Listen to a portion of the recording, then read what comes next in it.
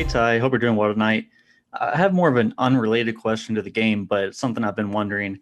How often do you and the coaching staff meet with the analytics team, the analytics department, on a daily basis? And is that process different than your previous stops in Cleveland and elsewhere? I talk to Jed every day after every game. Just the numbers, how we played, what we could have done better, what we should have done differently. And so after every game, me and Jed talk. Didn't do it a lot in Cleveland, but since I've been out of the game and coming back, teams have really dive into the analytics. And so I've done the same thing.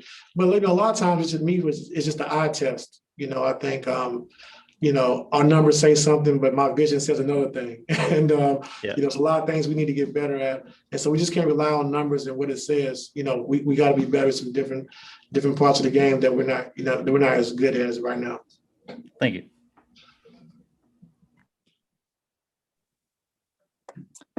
We will go next to Law. Good evening, Ty.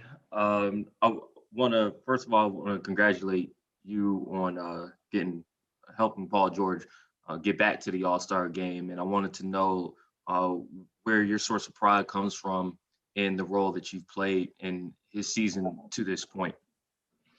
I just think more so communication, let him know what I expect from him, what he likes to do, where his sweet spots are on the floor and what he's comfortable doing. And I try to meet with Kawhi and PG, Lue, as much as I can, just talking about what they like, where they want the ball, what plays they like, and then what I expect from those guys. And we got a great job. We've done a great job of just communicating and understanding one another. And I think that's the biggest thing. We know he had the game. I didn't do nothing spectacular or do nothing different. I just understanding where he wants the ball, how he wants to play, and then let him play from there.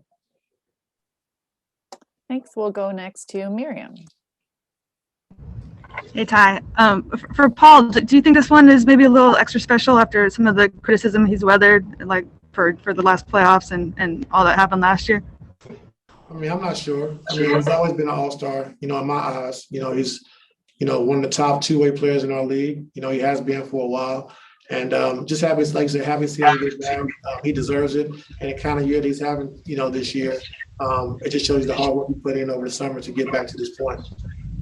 Cool. And then I just wanted to ask about availability. Do we have everybody available, or what's that look like? Yeah, everybody except for Lue. Lue will.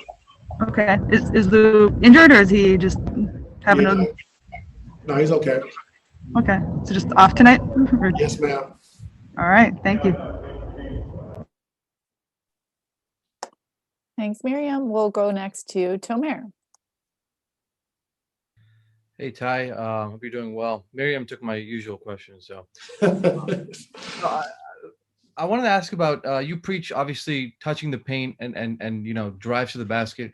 You guys currently rank like 23rd in drives and 19th in paint touches per game. I'm curious, is there anything you've seen that leads you to believe that the offense is progressing in the right direction? And I guess, do those numbers at all concern you?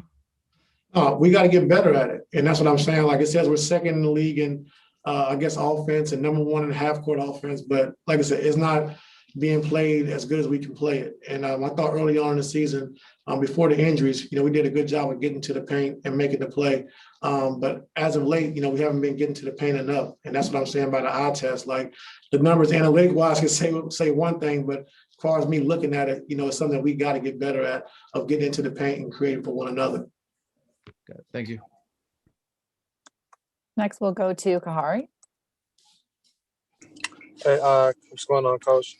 I wanted you to elaborate more just on your thoughts on how everybody, judging basketball by analytics and things of that nature. And also, I want you to know what do you expect from Terrence Mann tonight? I couldn't hear your full question. It kept cutting in and out.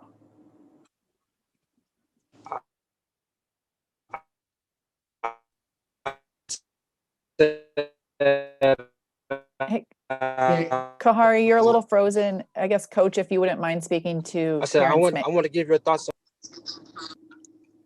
Okay, go ahead now. You're not frozen anymore.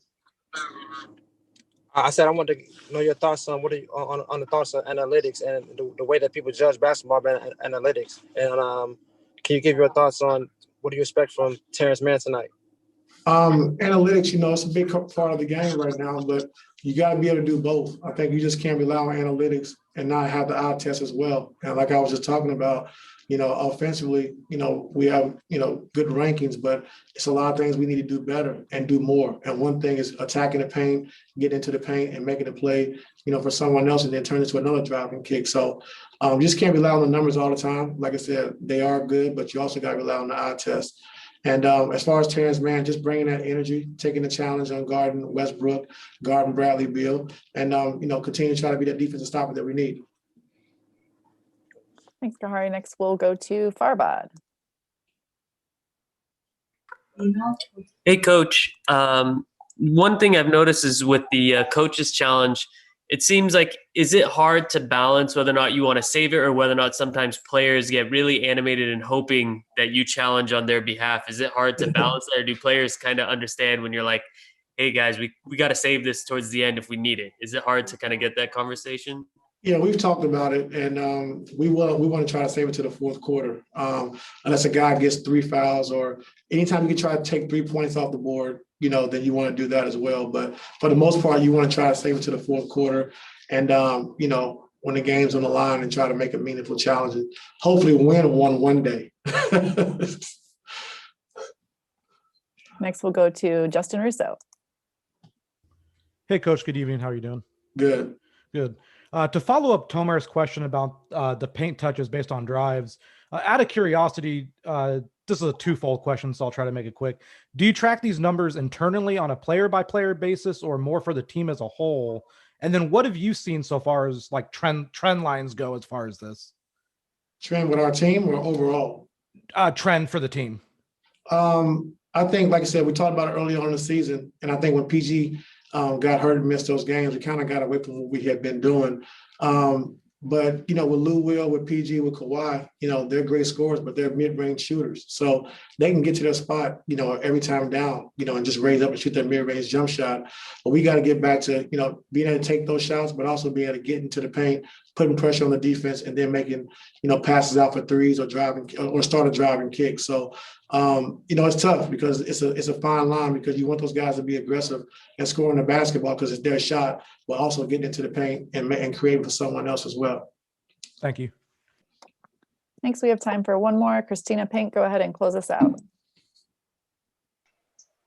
Hey, Ty. Washington plays at the fastest pace in the league right now. Just what kind of challenges does that pose to you guys defensively? It's a big challenge. I think you have the leading scorer in the league in Bradley Beal and one of the, best coast-to-coast guys in the league in Westbrook. And they put a lot of pressure on you. So that's why it's very important, Christina, for us to take care of the basketball and not let them get out in transition and then making them play against our half-court defense.